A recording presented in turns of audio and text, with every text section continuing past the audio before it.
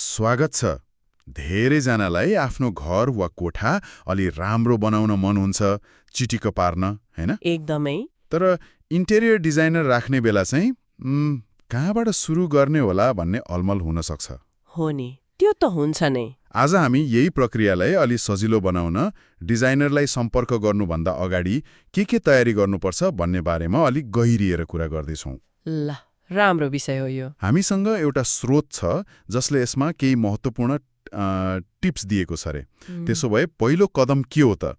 स्रोतले भन्छ आफ्नो लक्ष्य एकदमै स्पष्ट पार्नुपर्छ रे। जस्तो कि एउटा कोठा मात्रै हो कि वा पुरै घर, कतै त्यो रङ र फर्निचर मिलाउने सल्लाह मात्र चाहिएको हो कि? हो। यो सुरुमै यति प्रष्ट हुनु किन जरुरी छ त? खासमा लक्ष्य जति प्रष्ट भयो नि, डिजाइनरलाई काम गर्न उति नै सजिलो हुन्छ। के चाहिएको हो भन्ने ठ्याक्कै थाहा पाएपछि मात्रै उनीहरूले सही योजना बनाउन सक्छन्। अनि तपाईको अपेक्षा पनि यथार्थपरक हुन्छ। नतर कस्तो हुन्छ भने काम सुरु भइसकेपछि यो पनि थप्नु पर्यो वा ओहो यो त मैले चाहेकै थिएन भन्ने हुन सक्छ। हो त नि, समय र पैसा दुवै खेर जाने भयो। हो नि। ल, लक्ष्य प्रष्ट भएपछि आउँछ अलि अप्ठ्यारो लाग्न सक्ने कुरा, पैसाको बजेट। बजेट। यो बजेट बारे सुरुमै कुरा गर्न किन यति जोड दिएको होला स्रोतमा? धेरैलाई लाग्छ नि बजेट भनिहाल्यो भने डिजाइनरले त्यही अनुसार महँगो बनाइदिन्छन् कि? त्यो एकदमै आम चिन्ता हो, हैन? तर चाखलाग्दो कुरा के छ भने नि, अनुभवी डिजाइनरहरू फरक फरक बजेटमा काम गर्न अभ्यस्त हुन्छन्। हो र? हो।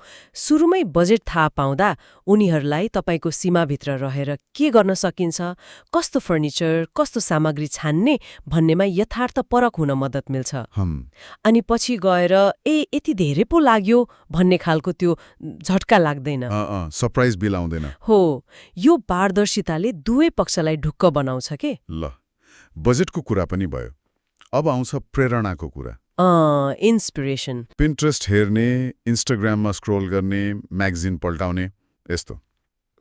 यसरी फोटो जम्मा गर्नु त ठिकै हो, तर कहिलेकाहीँ हामीले जम्मा गरेका फोटोहरू एकदमै फरक फरक स्टाइलका हुन सक्छन् नि। हो, त्यो हुन्छ। त्यस्तो बेला डिजाइनरले कसरी बुझ्छन् त के मन परेको भनेर? एकदम सही प्रश्न। प्रेरणा जम्मा गर्नु भनेको हुबहु नक्कल गर्नु होइन, है? बरु त्यो फोटोहरू हेर्दा कस्तो अनुभूति वा मुड आउँछ त्यसमा ध्यान दिनुपर्छ। त्यो महत्त्वपूर्ण हुन्छ।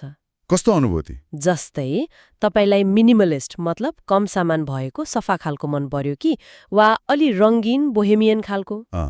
डिजाइनरले ती फरक फरक प्रेरणाहरूबाट एउटा साझा तत्त्व निकाल्छन् अनि तपाईको वास्तविक ठाउँ, त्यहाँको प्रकाश अनि बजेट अनुसार त्यसलाई ढाल्न मद्दत गर्छन्। यो शैली बुझाउने तरिका हो। त्यो त महत्त्वपूर्ण कुरा रहेछ। प्रेरणा पछि स्रोत भन्छ जीवनशैली बारे पनि इमान्दार हुन भन्छ। लाइफस्टाइल। कोठा कसरी प्रयोग हुन्छ भन्ने कुराले डिजाइनमा कस्तो असर पार्छ होला?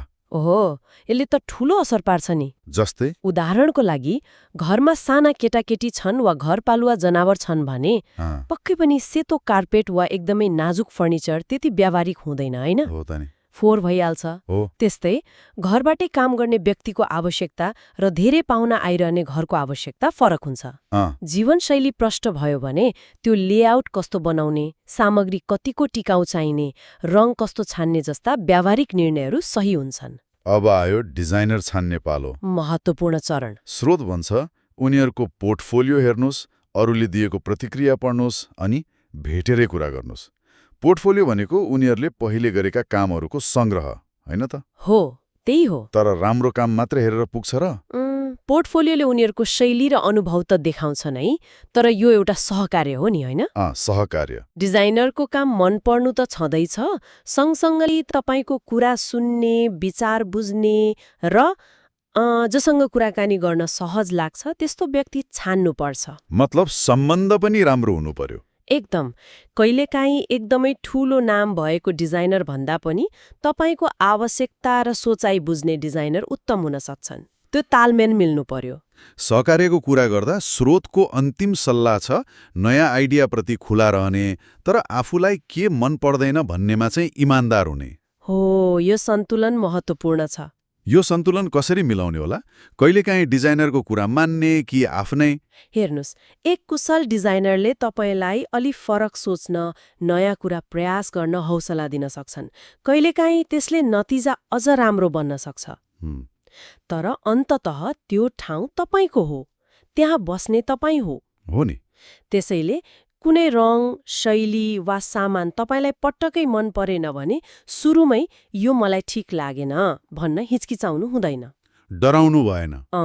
यो इमान्दारीले विश्वास बढाउँछ र डिजाइनरलाई पनि तपाईँको प्राथमिकता के हो भनेर बुझ्न मद्दत गर्छ, अनि बल्ल अन्तिम नतिजा साँच्चीकै तपाईँको हुन्छ।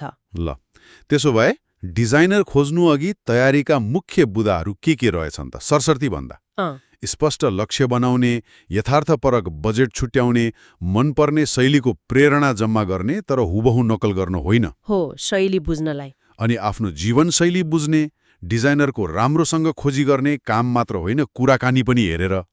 तालमेल। र प्रक्रियाभरि खुला र इमान्दार संवाद गर्ने, यिनै हुन् मुख्य कुराहरू, होइन? एकदमै।